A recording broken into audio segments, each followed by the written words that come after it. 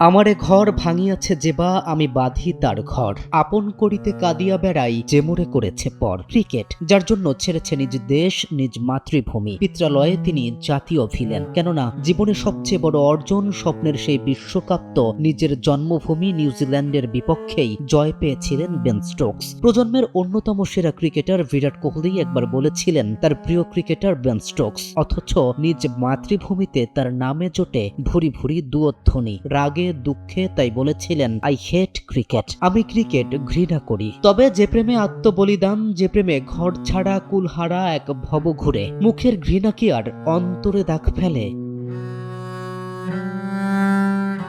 যদি জিজ্ঞেস করা হয় ক্রিকেট হিস্ট্রিতে সবচেয়ে বড় মোমেন্ট কোনটি, কেউ বলবে অ্যাশেজ জয়ের সেই বিখ্যাত মুহূর্ত যেখানে একটি চারের মারের সাথে সাথে উল্লাসে ফেটে পড়ে পুরো গ্যালারি। আবার কেউ বলবে 19 বিশ্বকাপে স্টোকসের সেই ভয়ঙ্কর রূপ। তবে দুই জায়গাতেই যে নামটা কমন, বেঞ্জামিন স্টোকস। ক্রিকেট তৈরি করেছিল যারা, তাদের ঘরে স্মরণের ট্রফিখানা পৌঁছে দেওয়ার মহানায়ক। ক্রিকেটের জন্য নিজের জন্মদাতা পিতার মৃত্যুক্ষণে পাশে থাকতে পারেনি কিংবদন্তি, যে পিতা আঙুল ধরে হাঁটতে শিখিয়েছে, নির্মম দুনিয়ায় নিষ্ঠুরতায় ঢাল হয়ে দাঁড়িয়ে বড় করেছে এই অলরাউন্ডারকে। ক্রিকেট তার কাছ থেকে কেড়ে নিল পিতার শেষ সময়টুকুও। ক্রিকেট যতটা দিল তার চেয়ে অনেক বেশি কি কেড়ে নিল না?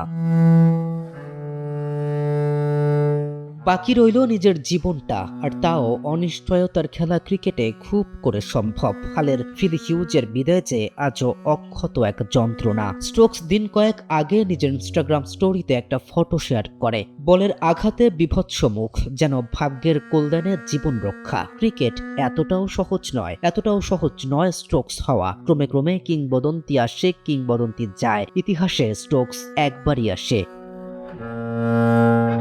কেম রাফিন, নিউজ 24।